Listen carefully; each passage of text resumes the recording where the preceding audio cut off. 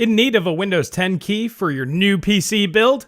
Well, you're in luck. Today's sponsor is CDK Deals, and they have a deal for you. CDK Deals is a site that offers excellent deals on games and software. And of course, they offer Windows 10 Pro OEM keys at a ridiculously good price. Just find the best deal and go ahead and pop in my promo code GOG20 to apply an additional 20% off. You can check out securely via credit card or PayPal, and once done, you will go ahead and get direct access to your key via the website as well as in your email. Once you have your key, all you have to do is type in activate in your search bar, go ahead and pop the key in, and poof, you're up and running. To take advantage of this excellent offer, all you have to do is click the link in the description and pin comment down below. Make sure to apply GOG20 to get that additional 20% off. Hello everyone, and welcome to The Good Old Gamer, the channel where we cut through the marketing BS, take a look at new and old gaming technologies to figure out what makes the most sense for you. And figuring out what makes the most sense in today's market is going to be a big deal.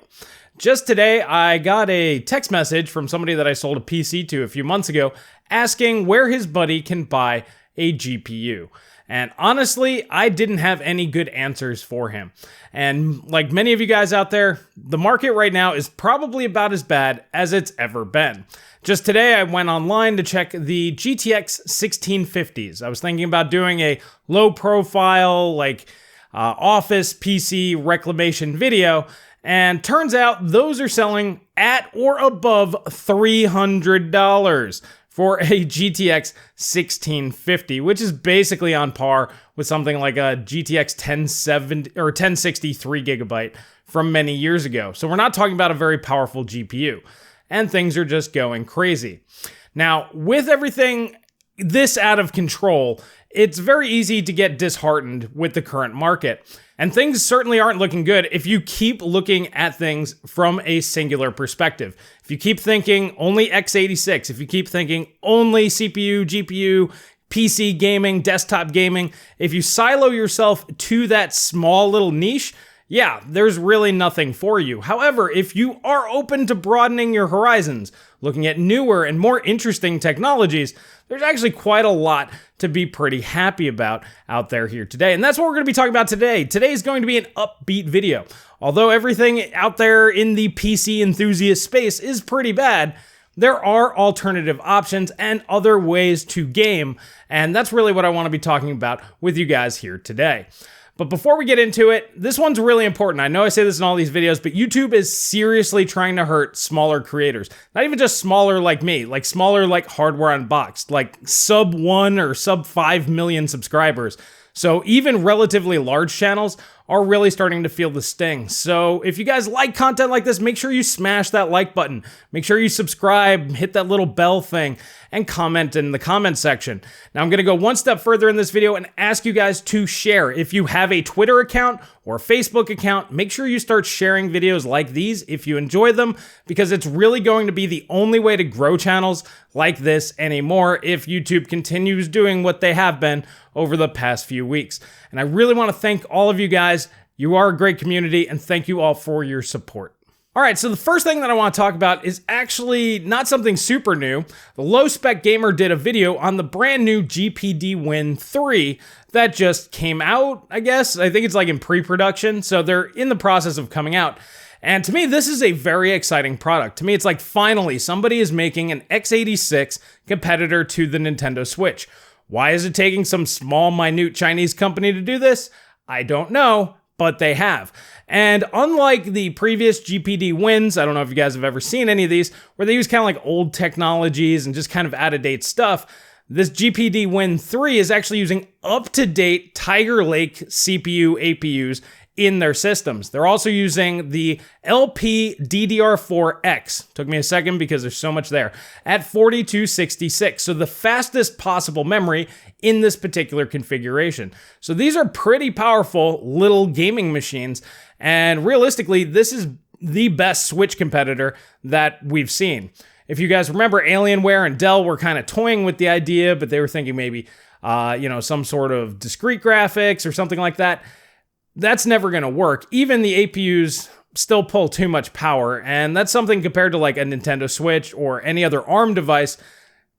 There's just no way around that. x86 is just so much less efficient. It's always going to draw too much power. But the reason why this is impressive is, once again, they're using Tiger Lake, which actually has a fairly decent iGPU. And by fairly decent, I mean the best on the market. So it's pretty darn good, using very fast memory.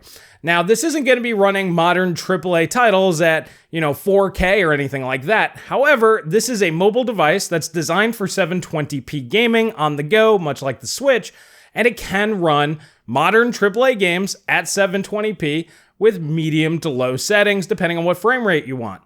Now, the biggest downside to this thing is the price tag. It's expensive. For the i5 model, it comes in at $899, I believe it was, or $799, about $800, and then I'm assuming the i7 model is about $1,000. Now, to me, that's a bit expensive, and you might be going, why would you get this over something like a Nintendo Switch? And the reason for that is, with x86, that means your entire library comes with you. Sure, you could buy a Nintendo Switch for $300, but then you'd have to buy all the games that you want. And realistically, if I do the math, with all the games that I currently own on PC that I would want to get on Switch, because, it'd be nice to play those on the go, we'd be talking about thousands, if not tens of thousands of dollars just in software. So a few extra $100 to get an x86 machine saves me all those thousands and thousands of dollars. So for any of you guys out there that, let's say like a gaming laptop just isn't portable enough for you, if you want something where you can play your PC games like in a car or on a plane or something like that, this is the best device that I've seen at this point in time. Now, I'm not a big fan of like the Wii U style analogs where they're both up top and then the face buttons are on the bottom on the right-hand side, but that's kind of a minor nitpick considering, like I said, this is the only device that I'm aware of that is in this form factor. It's actually very, very small, compact, and that can play your PC games on the go. All of the other devices out there, like the other GPD wins, they had like a keyboard and then they had some buttons at the top. It just looked kind of awkward. And I'm just glad to see that somebody is finally trying to do something a little bit different. And to me, this seems like a really cool device that perhaps you guys never heard of. And to me, this is far more interesting than something like an RTX 3060 that nobody's gonna be able to buy anyway, which is basically just a cheaper, well, supposedly cheaper RTX 2070 Super. It's not that big of a deal. You know what is a big deal? Being able to play all of your games on the go in a small form factor. So this is a device that actually is solving problems and fulfilling needs that many people out there would like to have filled. So I'm really excited about something like this, and I really hope it sparks other companies out there to start innovating and start trying new form factors. This is also going to put a huge emphasis on AMD and Intel to really focus on graphics on their iGPUs. And this is very important for the current situation that we're in. If we had decent APUs, CPUs with decent graphics, the whole GPU market thing wouldn't be that big of a deal. At this point in time, basically GTX 1060 or GTX 970 or RX 580, 480 level performance is about what we need as a baseline. And it's not impossible for these companies to get to that point in the not too distant future. And it's definitely possible for AMD to get there. Problem is AMD doesn't want to make multiple chips. So for example, their Cezanne chips, they're going for high core counts and not really worrying about the GPU side. Realistically, you only want a 4-core, 8-thread CPU. You want as few cores as possible for gaming, and 4-core, 8 threads still going to cut it on modern games. And you want to have the most space possible available for the GPU. I'm really interested to see the RDNA 2 APUs that'll be coming out later on, and hopefully they're better than this. But it does say to me that this is a market that really needs more attention, and at the very least, Intel is offering a pretty decent solution. It's up to AMD to compete, and hopefully that market gets bigger, and hopefully other makers of stuff like your Dells, your HPs, those guys, maybe even somebody like Microsoft, maybe they'll make some sort of like Surface gaming device. That'd be really cool. Hopefully we see that here in the near future, but for right now, the GPD Win 3, at the very least, is an option if that fulfills a need of yours. All right, so moving on. The other day I did a poll asking one simple question. Have you ever played Chrono Trigger? Now, the reason why I put this out there was I wanted to get a fair amount of respondents. Got 2,200. I think that's a fair size for my channel. And I wanted to see, do people only look forward when it comes to technology and games, or do people actually take the time and recognize that forward might not be the best option? So according to this poll, 28% of you guys have played the game at some point. I didn't say beat it, like it, or whatever. I was just wondering if you'd ever played it. So I saw a few comments that were kind of confused. If you've ever played the game for more than 3 seconds, you would have been a yes. So, but 28% said yes, 3% said that they didn't know.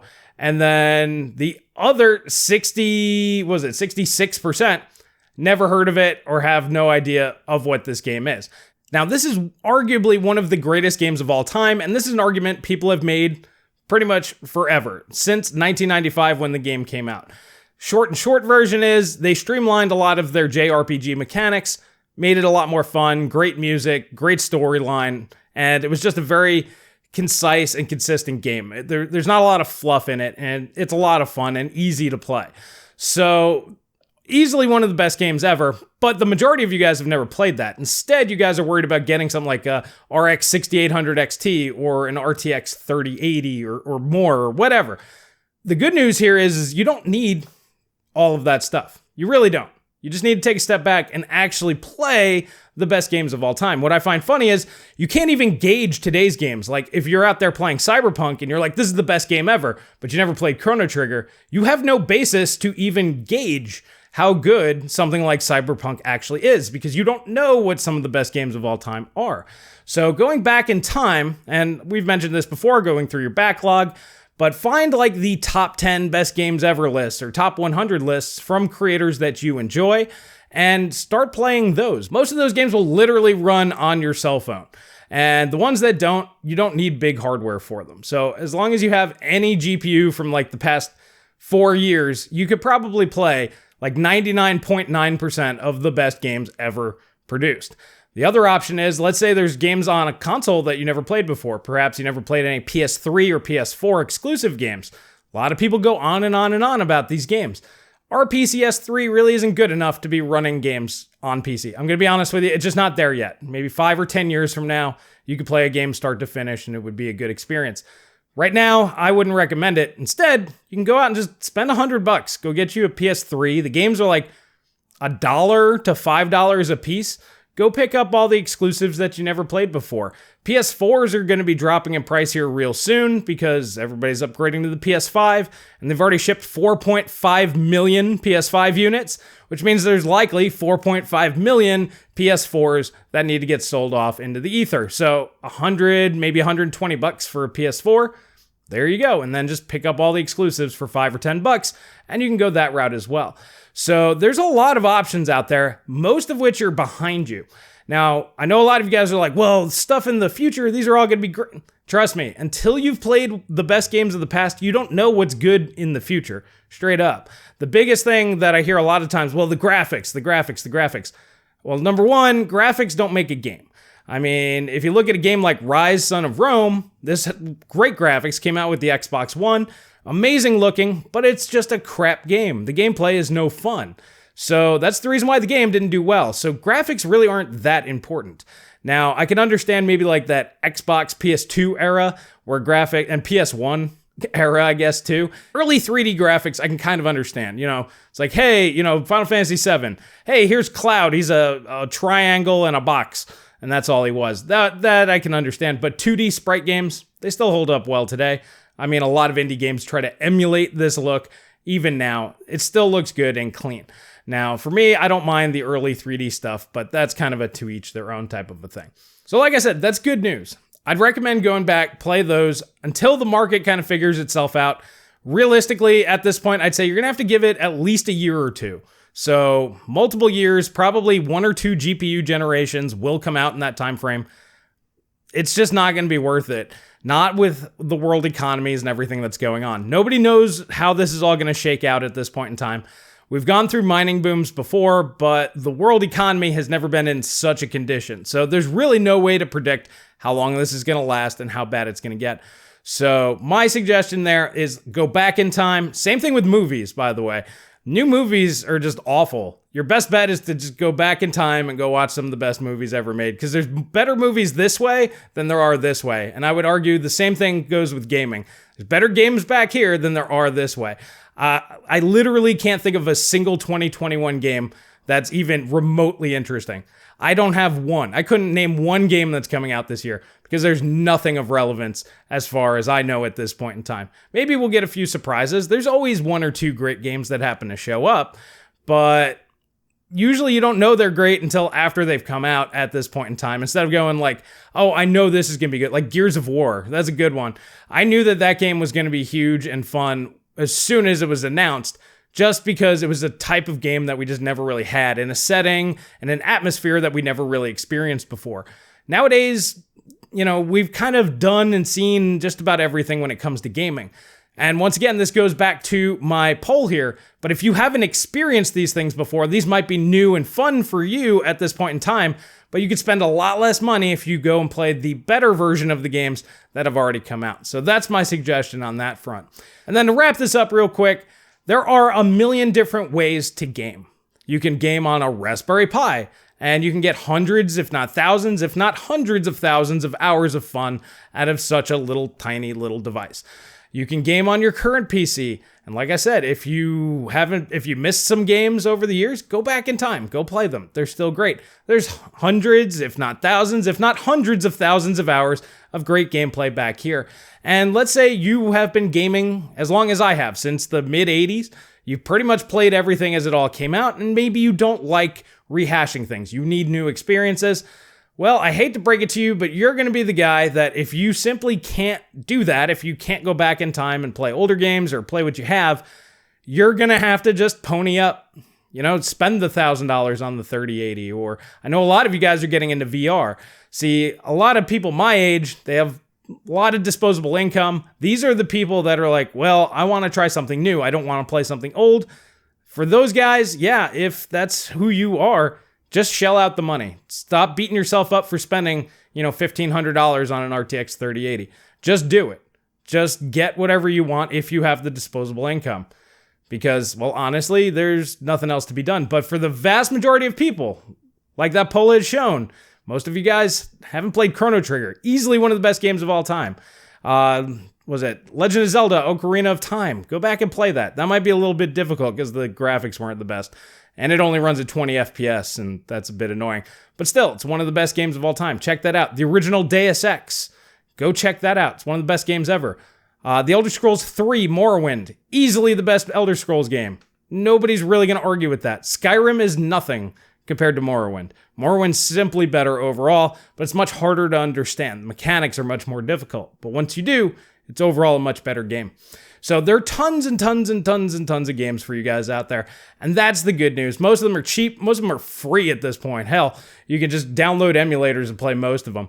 But you can run it on old hardware, your old laptop that's laying around with iGPUs. Modern Intel-based laptops have no problem playing most of these games. So you guys are in the clear. So no matter how bad the market gets, just remember, you don't need any of this stuff. I mean, it'd be nice to have, I'd like an RTX 3060 at around $329, maybe $350 for an AIB model. I'd be okay with that. But I'm not spending $500, $600, $700 for these things. No, thank you. It simply isn't worth it. And honestly, I'm not going to really return to the PC gaming market until this gets sorted permanently. So either stick with what you have or find something super, super cheap and just see what you can do with it.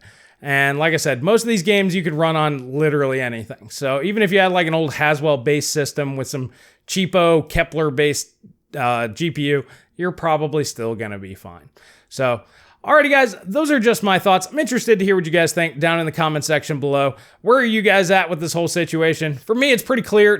We need to go back in time, rediscover some of the best games ever made. I think I'm going to start doing content on that, start bringing it to your attention, because a lot of you guys have never heard of these games. And if you've never heard of them and don't know about them, obviously you don't know to go play them. So I think that's probably the type of content I'm going to be making moving forward. Obviously, I'll still keep up with the latest hardware news, but to be honest, I'm not going to be that interested in it. Like, I'll check out the RTX 3060, but at the end of the day, who's going to care if they're not available? If they are available, that's a huge news story, and I'll let you guys know. But realistically, are we expecting that to be a thing? I don't. But anyways, I want to hear you guys' thoughts in the comment section below. Once again, if you like the video, smash the like button, hit the subscribe button, and that notification bell, and please share the video.